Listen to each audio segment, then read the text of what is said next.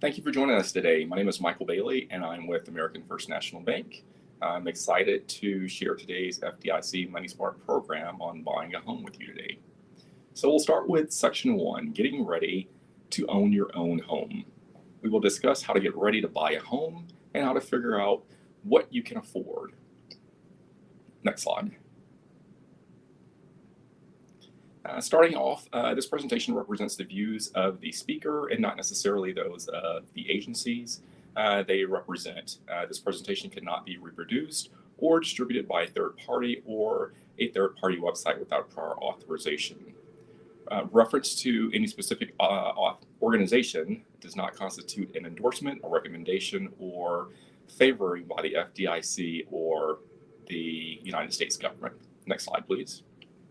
Today's objectives provide you with information on how to get ready to own your own home, finance to purchase, and move forward with the home buying process.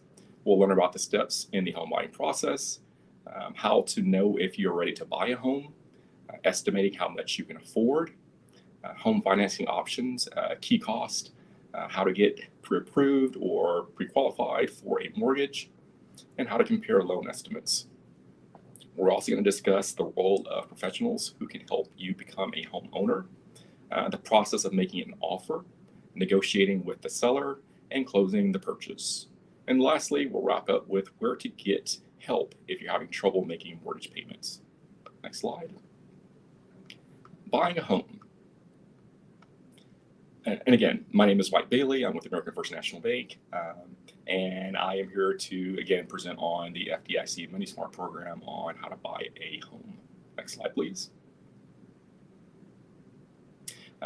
Section 1, getting ready to own your own home.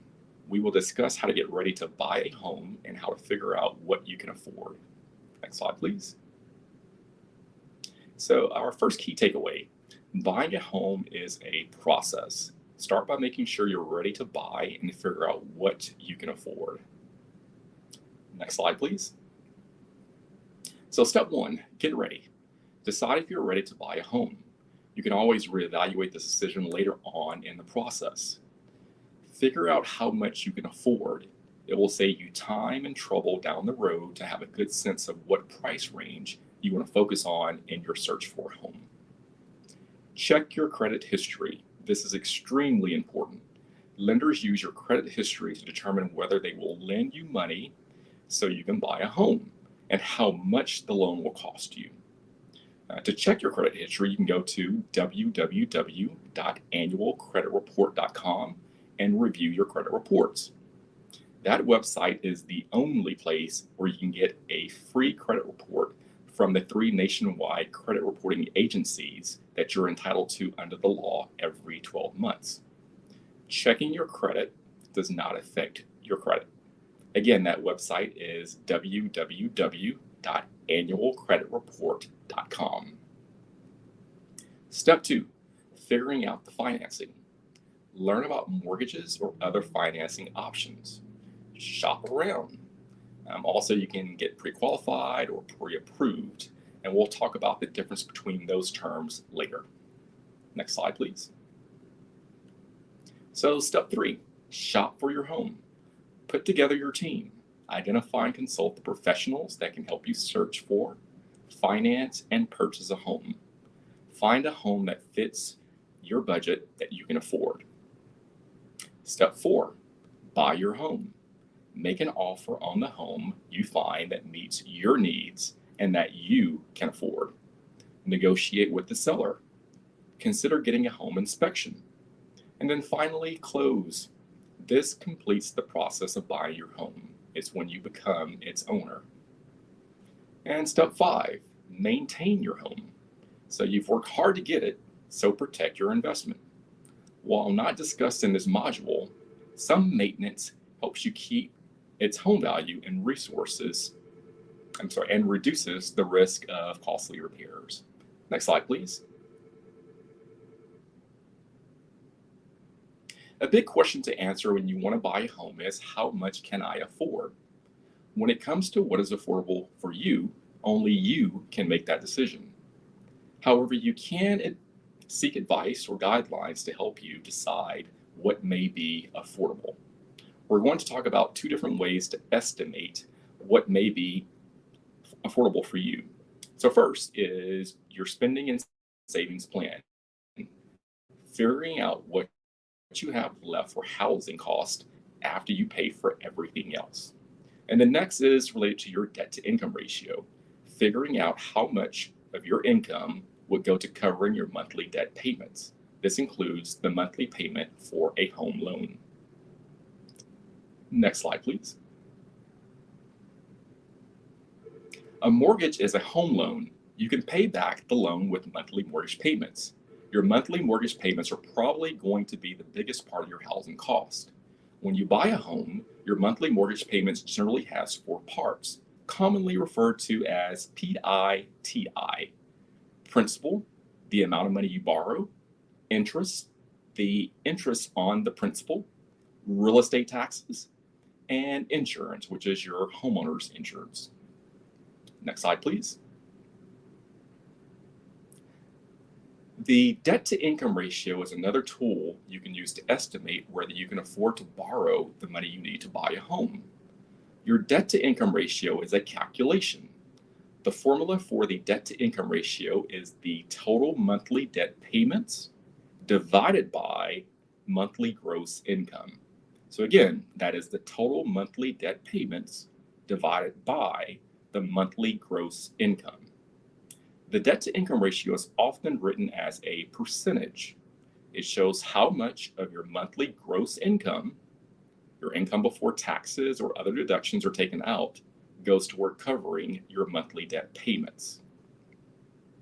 Your monthly debt payments include your payments on any credit card balances you may have, your payments on loans that you may have, such as car loans or personal loans, and perhaps student loans, and your anticipated monthly housing payment. When lenders look at your debt to income ratio, they may have their own way of calculating it. For example, some lenders treat student loans differently from other loans. You can ask a lender how they calculate the ratio. So if your debt to income ratio is 40%, that means 60% of your gross income is available to cover anything else. Different lenders set different limits for acceptable debt to income ratios. Some lenders prefer a debt to income ratio of 36% or less. Other lenders will accept a 43% debt to income ratio depending on your credit score and other factors. Some may even accept higher debt to income ratios. For most households, keeping the debt to income ratio lower rather than higher provides more stability and security. The debt to income ratio shows how much of your gross income goes toward debt, but you still have other expenses. Next slide, please. So looking at this slide, we can see that the total monthly debt payments in this calculation for debt to income ratio is $2,045. The monthly gross income is $3,750. And we can see that when you divide the total monthly debt payments by the monthly gross income, it gives you 0.54 or 0.53%.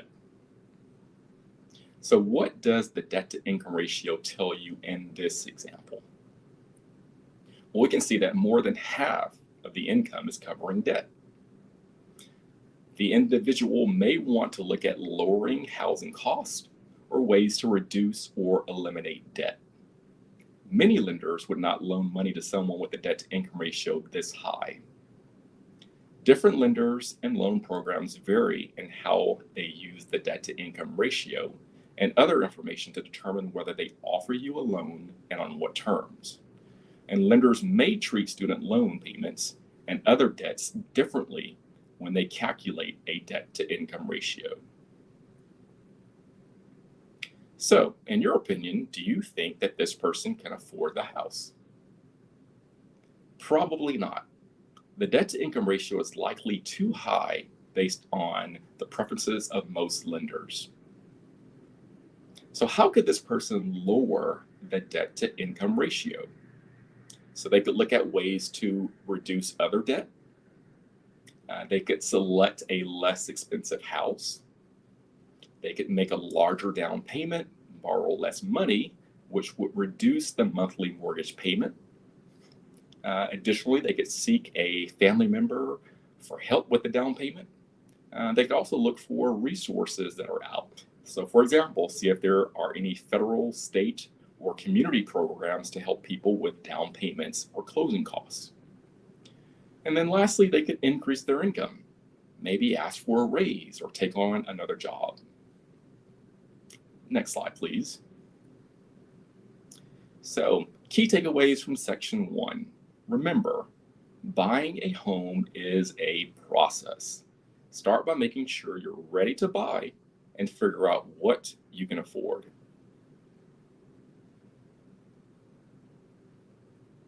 So, section 2, we're going to cover financing a home purchase. In this section, we will cover identify types of loans, define loan terms and concepts, describe how mortgages work, and shop around for a mortgage. So our takeaway for section 2, know your loan. Learn about your financing options for buying a home and shop around to get the best deal for you. Next slide, please. So a mortgage is a loan to buy your house, condominium, or townhome. Principal is the amount of money you borrow. Some of the many costs associated with taking out a mortgage include interest. Interest is the cost of using money borrowed, expressed as a percentage. Points. Some lenders may offer you the option of paying points. You pay more money up front, but you receive a lower interest rate and will likely pay less money over time. Points can be a good choice for people who know they will keep the loan for a long time. Fees. These can include lender charges for processing your application. They may have different names, such as application fees, processing fees, and underwriting fees. Other charges, such as appraisal fees to determine the value of the property you're purchasing. Lenders will tell you the annual percentage rate for a mortgage you are considering. The annual percentage rate represents the overall cost of the loan on an annual basis. The APR includes not only the interest rate, but also the points, some of the fees you are charged, and certain other charges that you have to pay to get the loan. For that reason, your APR is usually higher than your interest rate. APRs can help you compare loans. Next slide, please. The down payment is a portion of the purchase price of the home that you will pay in cash. For example, if you wanted to buy a home for $160,000 and paid $8,000 for a down payment, you would borrow $152,000. That is $160,000 less $8,000 would yield $152,000. That would be a 5% down payment. To calculate that, you would divide the $8,000 down payment by the amount of the home that you're purchasing, which is $160,000, and that would yield a 5%. Needless to say, the higher your down payment, the less money you have to borrow. Next slide, please. When your down payment is less than 20% of the purchase price, lenders may require that you purchase private mortgage insurance. Private mortgage insurance is different from homeowners insurance. Homeowners insurance pays for losses and damages that your property may suffer from something unexpected, like a fire or burglary. PMI lowers the risk to the lender for residential real estate for you. So for example, if you're getting a loan, if there's PMI that's attached to it, then again, that reduces the risk to the lender should something happen, similar to gap insurance for vehicles. PMI increases your monthly payments. So this is an amount that will be added to your monthly payment. Remember, the lower your down payment as it relates to the purchase price of the house, the more likely you will have to pay PMI. The terms of your loan will also specify how long you must pay PMI. Some loans require you pay PMI until a certain percentage of your loan is paid off, whereas other loans may specify a time period or require it for the life of the loan. Next slide, please. So we discussed several parts of a mortgage payment earlier. We talked about principal, we talked about interest, taxes, and insurance, or PITI. Let's talk now about taxes and insurance. So there are two common ways to pay for the real estate or property taxes and homeowners insurance premiums for your property. You can escrow them as part of your monthly loan payment, meaning that they will be included in the amount that you pay your lender, or you can pay them yourself, meaning that your monthly mortgage payment to your lender will not include your taxes, your insurance, or property taxes, and then you will be responsible for paying those on an annual basis. Sometimes your lender may give you the choice of paying your taxes and insurance yourself or having an escrow account. More often, though, lenders will require an escrow account. This is not to be confused with the escrow process often involved in a real estate transaction between a buyer and a seller. This reference is specifically related to your lender holding your prepayment of funds for property taxes and insurance once escrow closes on the buy-sell transaction. Even if you aren't required to use an escrow account, you may find it easier to do so. That way, you don't have to worry about having to make the payments when they come due. Your lender or mortgage servicer may add the amount to your monthly mortgage payment and deposit the monthly installments for taxes and insurance into a mortgage escrow account. Then they use the funds in that escrow account to pay your taxes and insurance bills when they come due, typically once or twice per year. Your property taxes and homeowners insurance premiums can change from year to year. Your escrow payment, and with it, your total monthly payment, will then also change as a result. Next slide, and I'm going to turn it over to my partner, Cheryl. We'll pick up from here.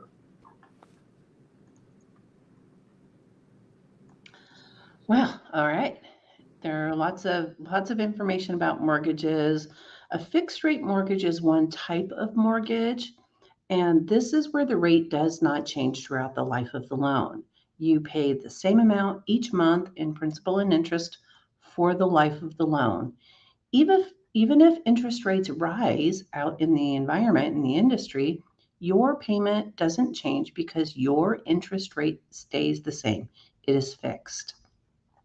Don't forget, though, that even with a fixed rate mortgage, your monthly payment could increase and likely will increase if you have an escrow account for property taxes and insurance premiums, either or both, because those do increase. The term of a fixed rate loan of a mortgage is often 15 to 30 years, although there may be other terms, other lengths available. This kind of mortgage may be a good choice if interest rates are low or you plan to keep the mortgage for a long time. On the next slide, we'll see adjustable rate mortgages. Now, with an adjustable rate mortgage, your mortgage may start with a lower rate than the standard fixed rate mortgages, but bear in mind that your interest rate and therefore your payments will likely change. They could go up and sometimes by a lot, depending on what happens in the industry with the mortgage rates.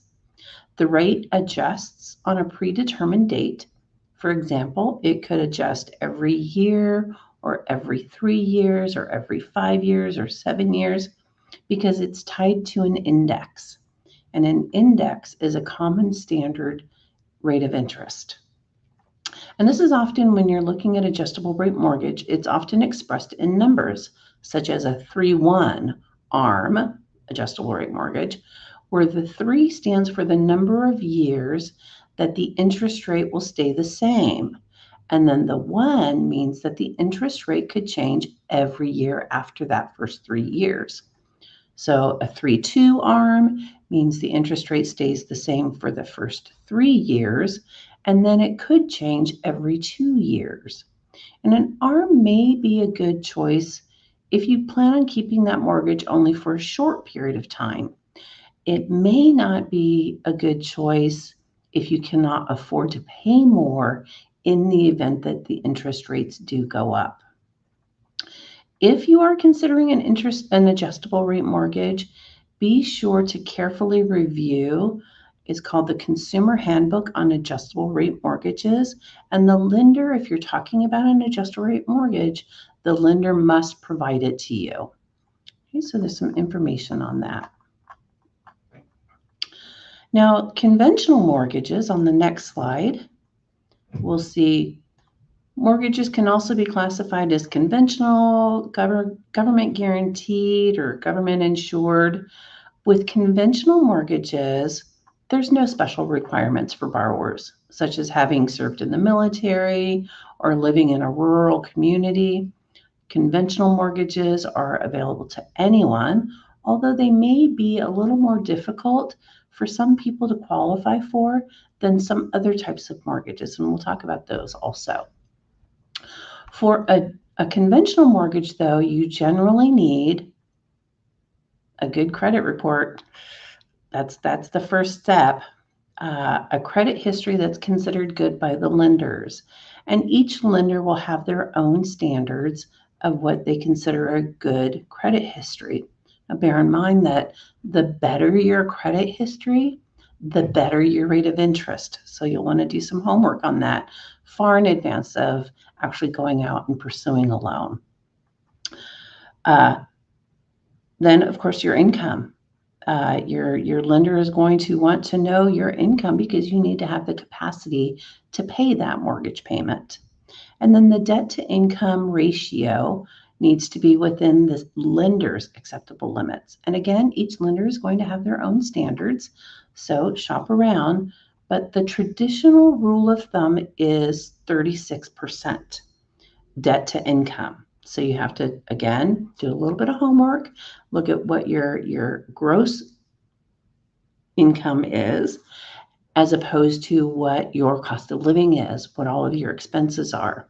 And then, of course, you need a down payment, except for veterans, but we'll talk about that in a minute. But the down payment may range from 3% to 20%, depending on the lender and the type of program. So mentioning the government guaranteed loans, including the VA, which we'll talk about here, you've got the FHA, Federal Housing Administration. They're on a mission to help people become homeowners. And with an FHA loan, the lender may be able to offer you better terms than on a conventional loan. You may have a down payment as low as 3.5% of the purchase price of the home. Your closing cost, the nice thing about the FHA loan is that your closing cost may be rolled into the amount financed and not due in cash at closing. And it may even have lower closing costs overall. Now, FHA loans may be easier to qualify for, but there is a maximum loan amount, and that varies by region. Of course, in Southern California, the cost of housing is greater than that, maybe in Detroit. So they have different limits across the country. And with an FHA loan, you may have to pay mortgage insurance premium similarly to PMI, the private mortgage insurance, but you pay part of this upfront at closing and then each month as part of your mortgage payment. Now with the USD loans, we're not going to talk a lot about that because we're not really in an intensive agricultural area, but the USDA loan has a special program for properties in designated rural areas. And then, of course, the VA, the U.S. Department of Veterans Affairs, has a home loan guarantee program. It's only available to qualified members of the military. It does not require a down payment, although you are welcome to choose to make a down payment. It does not have mortgage insurance requirements. There is an upfront funding fee, and that fee varies on a number of different things, but is still a really great program to access a home. And then in addition, HUD offers other specialty programs. On the next slide, there are an abundance of other programs that help people become homeowners. And one of the largest benefits that we've seen, whether it's from state or local governments or even federal governments, is down payment assistance funds. Home buying assistance programs may include down payment assistance or closing cost assistance. So if you do not have enough of your own funds, they may be able to supplement that. First-time home buyer programs include down payment assistance programs, additional loan access, or other forms of assistance to help people buying a home for the first time, or at least the first time in 3 to 5 years. These programs help people with specific professions also to get homes in the communities where they work. There are a number of programs available. HUD, for example, has a program called Good Neighbor Next Door, where it offers homes at discounted prices for law enforcement, for the first responders, teachers, emergency care workers. So there may be a program in your area that could benefit you. Now, on the next slide, when we're talking about the loans, a home loan, the mortgage, there's a number of different ways to approach that. But really thinking about when you're making that mortgage payment, you're not reducing your principal. So if you're looking at a $500,000 home, your payments each month are going to include part of the principal reduction, and some of that is going to pay the interest on the loan. When you finance your loan, then you'll receive a document, and it'll show the amortization. And this is the amount where you pay each month is amortized. And throughout the life of the loan, let's say it's a 30-year loan, it will demonstrate each of your payments throughout the life of the loan. And for each payment, how much of that is going to reduce the principal and how much of that is being applied to the interest. Now, when you first start early in the life of the loan, the majority of your monthly payment is going towards interest. Towards the end of the loan, the majority of those payments are going to principal. Now, many loans also allow prepayment of principal. And if it is allowed, paying just a little extra each month towards the principal could result in significant savings over the life of the loan. On the next slide, getting pre-qualified or pre-approved. And it's really important to recognize that these are not the same thing. Pre-qualification is an informal way to get an estimate of how much money you might be able to borrow. You can be pre-qualified by giving a lender some basic information over the phone. No paperwork is required. There's no obligation. The pre-qualified amount is not exact. It's only an estimate. But it's very important to note that this is not a commitment for a loan. This is not a pre-approval. A pre-approval is an actual commitment from a lender to lend you the money under certain conditions that they specify. It helps you to actually negotiate when you're out shopping for a home to be pre-approved, because then the seller knows you're ready to move. The pre-approval process lets you know how much money you could borrow and tells the sellers that you're ready. And on the next slide, we'll talk about each of the documents. So for a pre-qualification, right? Remember, this is the informal way to get an estimate of how much money you might be able to borrow. You can be pre-qualified providing employment information, income information, down payment information, general information about your debts, and of course, then your social security number. Now, bear in mind, again, no paperwork is required for this. There's no obligation. It's not an exact amount. It's only an estimate based on the information that you provide. Now, to get pre-approved is a whole other game. So the pre-approval is an actual commitment from a lender. Now, they may have some specifications to meet that obligation, but it helps to get pre-approval before you actually look for a home. It tells you exactly how much money you can qualify for, how much money you could borrow. Excuse me. But, excuse me, this will need some documentation. You are actually applying for a loan. You will generally need pay stubs for at least 2 to 3 months, your W-2 forms, and maybe even your tax returns for the last 2 years, information about your assets and your debts, recent bank statements, proof of any other additional income. Now, you do not have to disclose, you're not required to disclose alimony or child support payments unless you want the lender to consider those as income available for repayment of the loan. Then on the next slide, it is so important. I can't encourage enough that when you are looking to buy a home, shop around for a mortgage. Shopping around can save you quite a lot of money. Yet almost half of people who get mortgages don't bother shopping around. And it can save you money over the life of the loan. So you can get loan estimates. So this is even before your pre-qualification, certainly before pre-approval.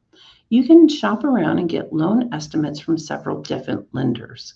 And a loan estimate provides important details about the loan you're asking about, including the APR, which Michael talked about earlier. Your real estate agent may also suggest at least one lender, but get written estimates from at least 2 other lenders. You can talk to friends, talk to family if they have somebody that they recommend. Contact the lenders that you're considering and tell them that you're ready to request a loan estimate. You don't, again, have to provide any written documentation. This is all verbal, but you will need to give them your name, your income, your social security number, because they will pull your credit. Okay. The estimate of a home value, typically the sale price, and the amount that you want to borrow, which would be the home price minus your down payment. There is generally no fee for the loan estimate, although they might charge a fee for pulling your credit. Okay, and be sure to ask questions.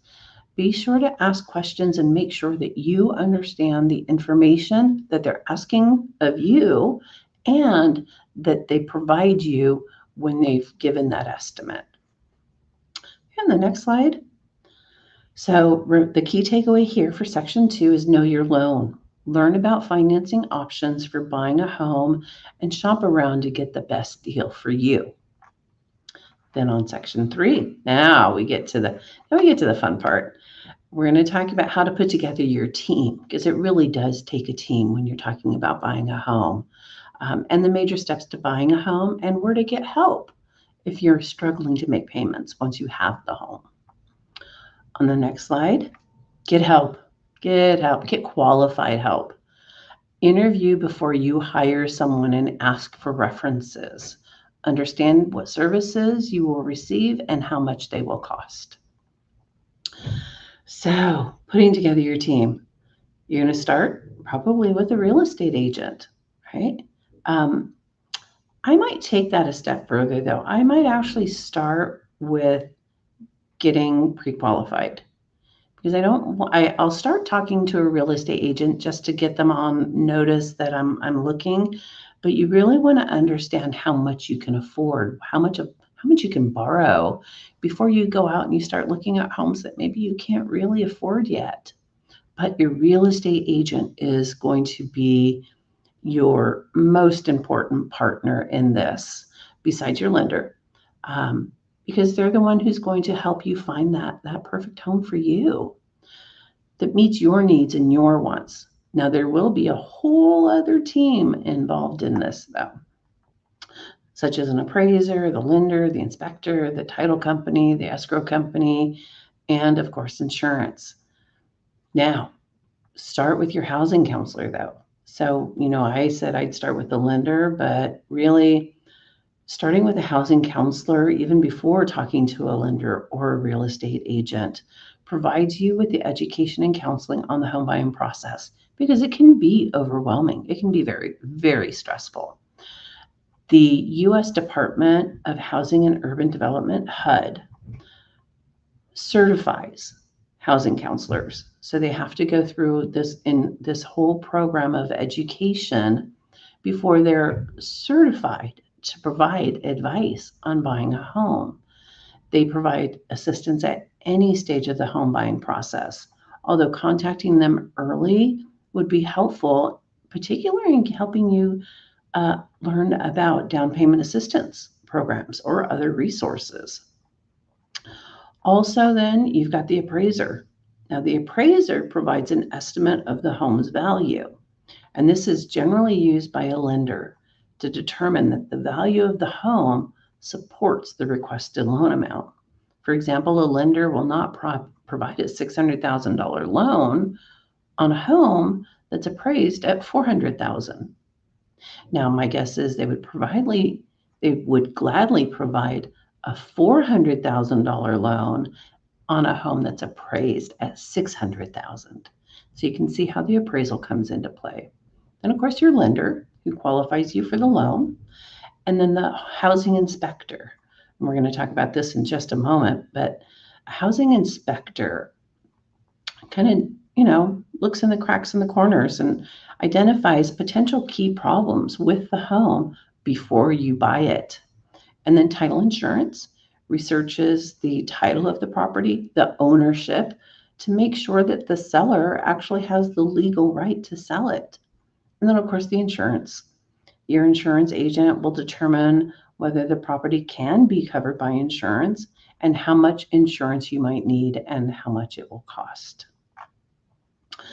On the next slide. Now, okay, so you've gone through all of that. You've worked with your real estate agent. You found a property that you're really interested in, and you want to make an offer. It can be complicated, and it can be very exciting, very exhilarating. Once you find that house, it's your home, you want it. Your offer now says to the seller, I want your home.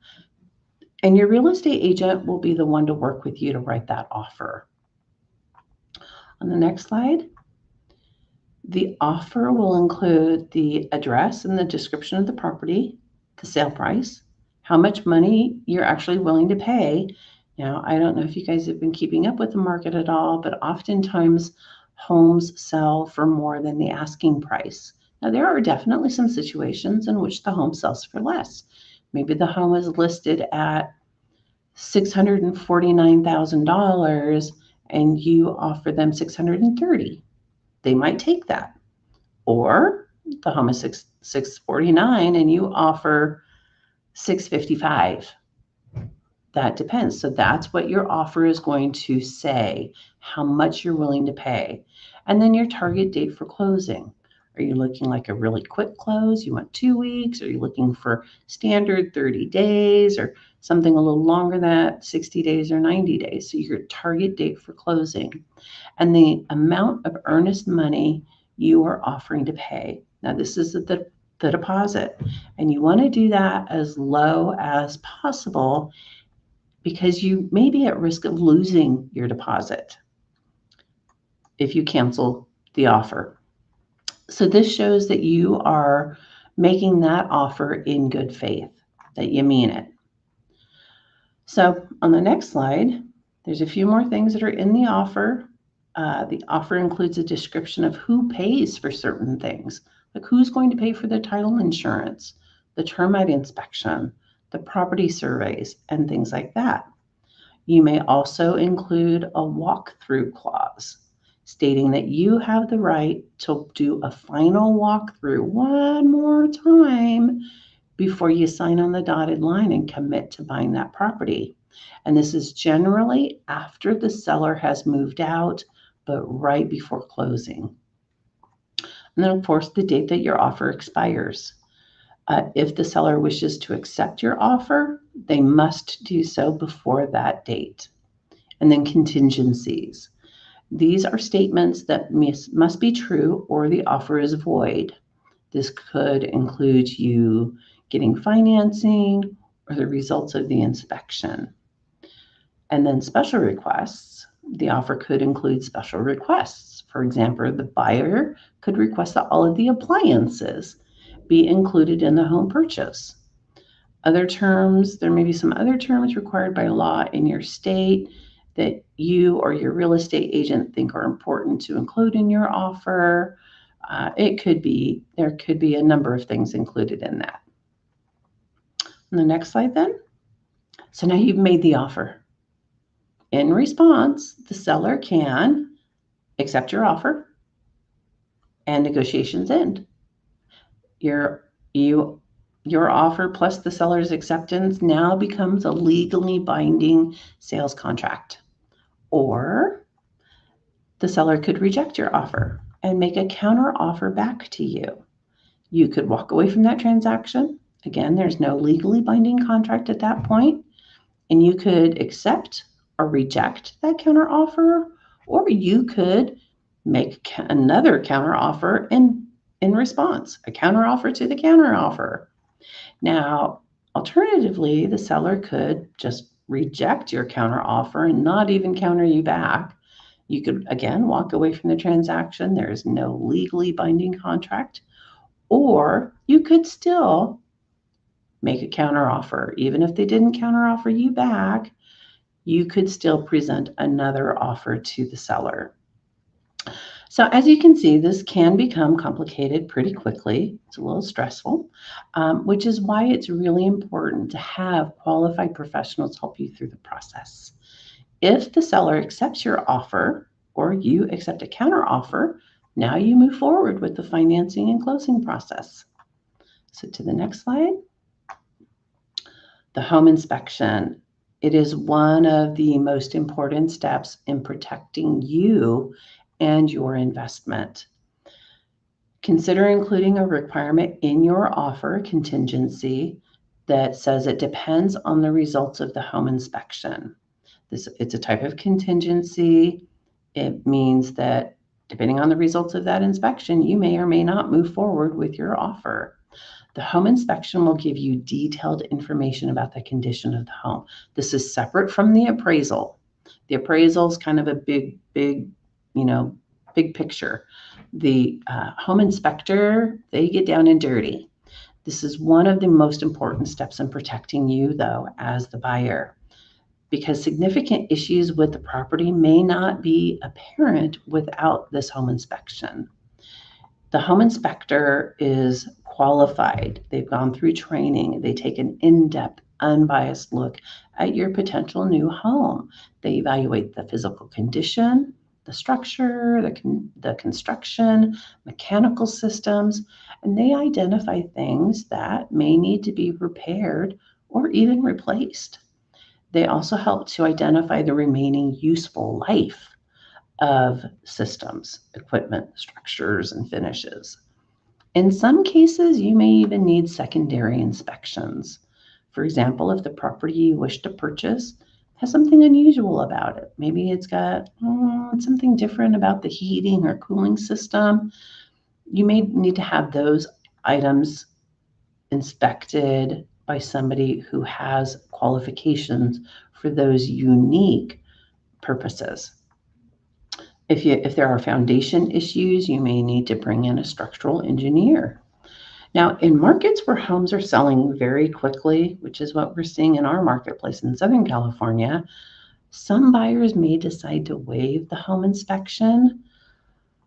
Oh, they may be willing to take the risk of buying a home that has potentially unknown amount of needed repair work so that their offer is more attractive to the seller. We caution you strongly about that.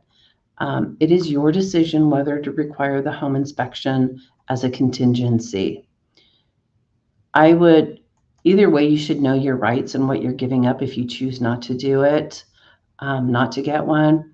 Generally speaking, I would highly discourage anyone from waiving that unless they plan on doing a major remodel on the home anyway, because sometimes you don't know what you're getting until after the fact, particularly in cases of water damage or things like that.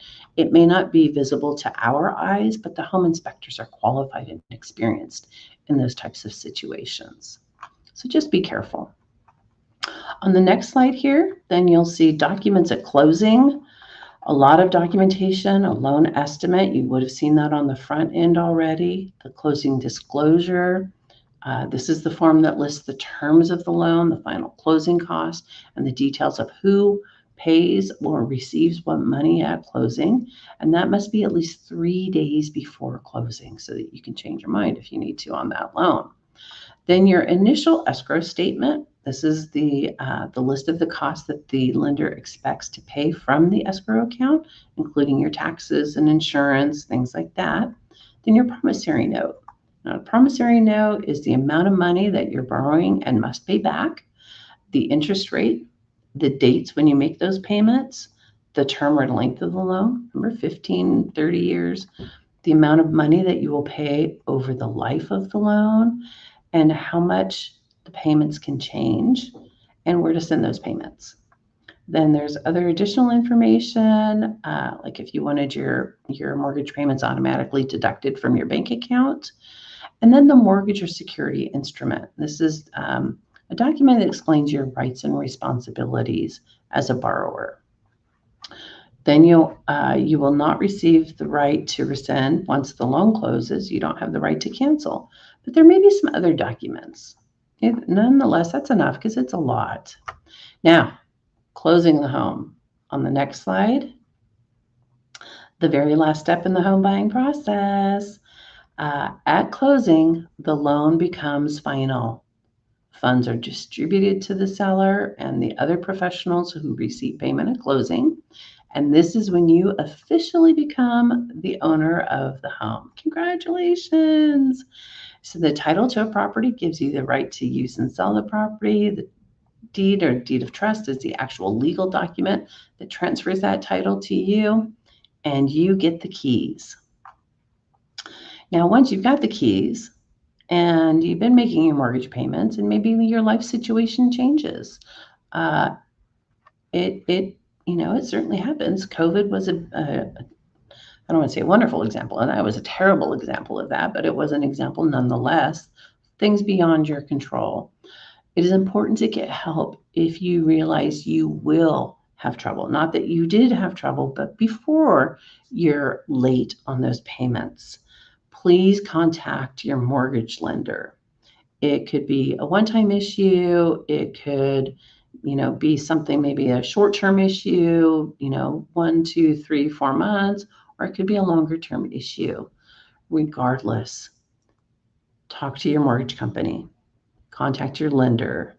There may be on your mortgage statements a number. Contact a home preservation hotline. There is a universal number. It's 1-888-995-HOPE. You can also contact a HUD certified housing counseling agency. You can Google that. The website for HUD is www.hud.gov, and you can just use their search bar for counselor.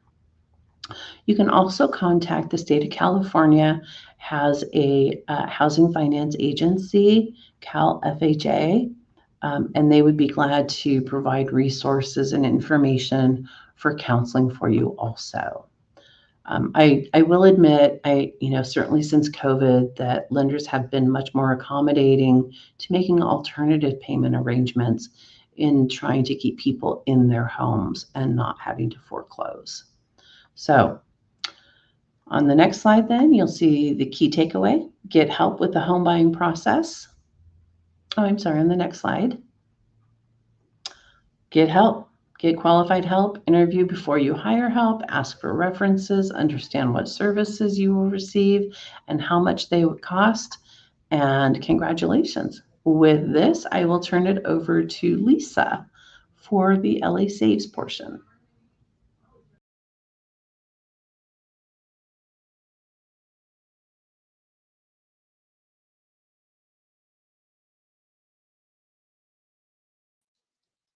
Sorry.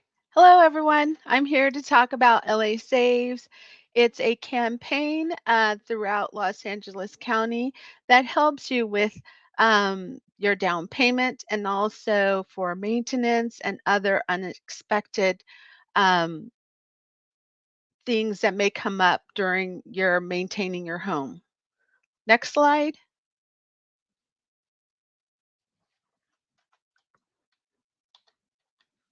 On this, this campaign is managed by a nonprofit, which is the Consumer Federation of America.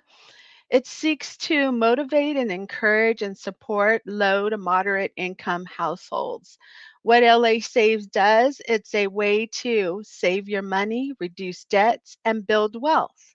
And researchers have shown that it is a principal behavior which helps economic change and improvement in wealth. Next slide.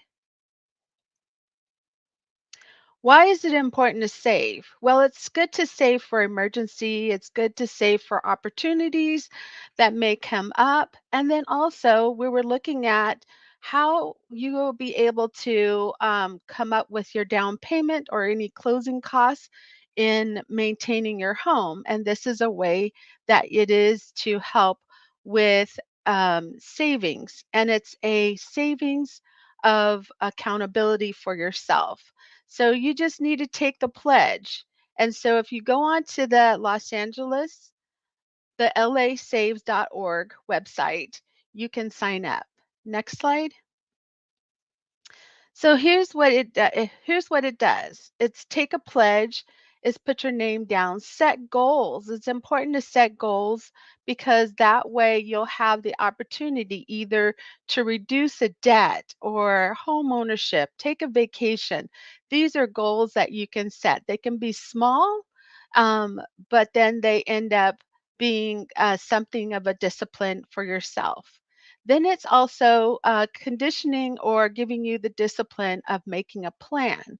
So, what that means is that you're looking at your whole paycheck and you're saying, hey, I can at least start with $20 a month and then for 12 months and build from there. So, every month you can actually, anytime you have any increase in pay, you can add to that on a monthly basis. And then you can watch your savings grow. And then also with LA Saves, it's a way to keep in touch with you. And all it's saying is just giving you points of reminders of when you say, hey, are you still saving? It's just giving you that information. Also, it provides tips and other insightful information on how to save for future investments. Next slide. So here's what it looks like on the website.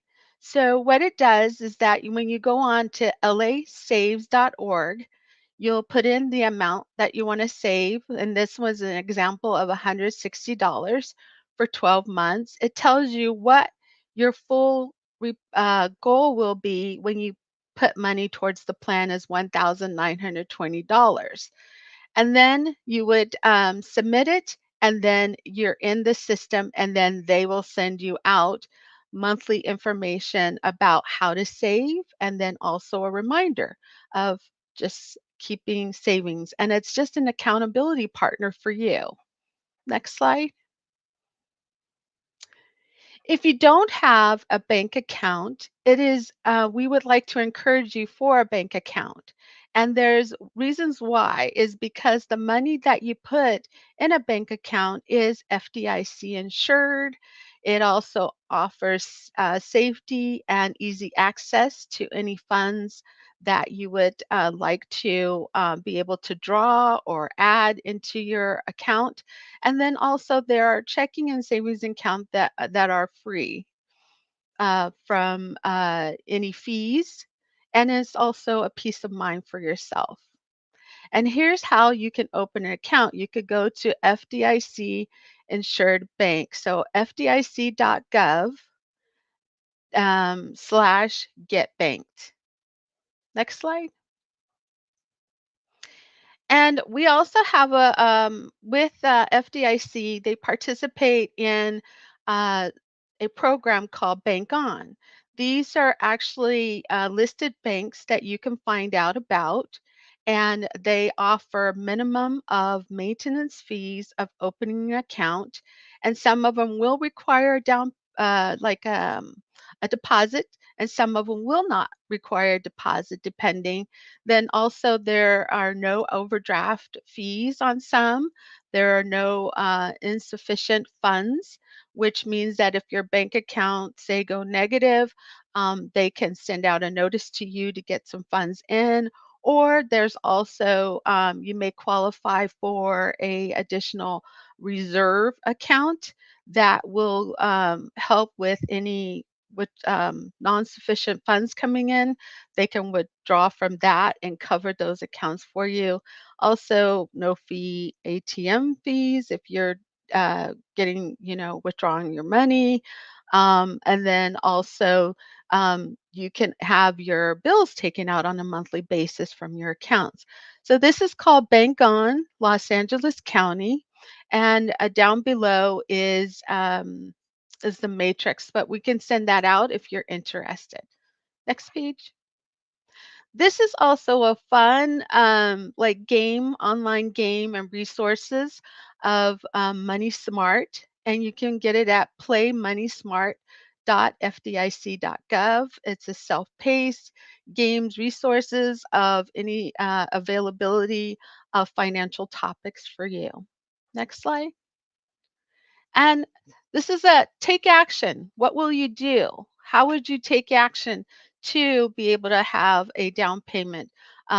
Learn to own your home ownership. There are so many programs out there today. Next slide. And these are the resources that were in the presentation. We would encourage you to go to these resources to help you to own your own home. Next slide. Questions, anyone? Thank you for participating at this time.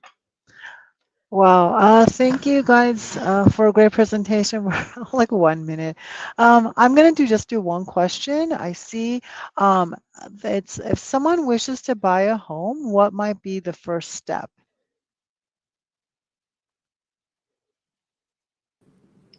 Hi, this is Mike with American First National Bank. My recommendation would be to seek a HUD certified housing counselor. Go to them, they can walk you through the process of purchasing a home. If you've never purchased a home, I mean, it's good to know what the steps are. I would say the last thing that you would want to do is to go seek a loan from a lender and not fully understand the process. And so that would entail making sure that, again, your budget is in order, that you've reviewed your credit and you understand what's on your credit report, so that there are no surprises during the home loan process. And so they are a wealth of knowledge, and they're there to assist. And so I would definitely take advantage of that free resource. Okay, thank you so much, Michael. We are at time, so I wish we could do more questions, but thank you guys for a great presentation. And I want to let everyone know if anyone missed any part of this presentation, it will be available for viewing on LAPL's YouTube channel shortly. That's youtube.com/@Los Angeles Library. Also, we're going to be having a Spanish language of this presentation tomorrow at 12 p.m. called Por una Casa. And for more information on that program and all of our LAPL programs, please visit our LAPL calendar, online calendar at lapl.org/what's-on/calendar. And I want to thank you all again and have a great rest of your day. Thank you, everyone. Bye-bye. Bye-bye.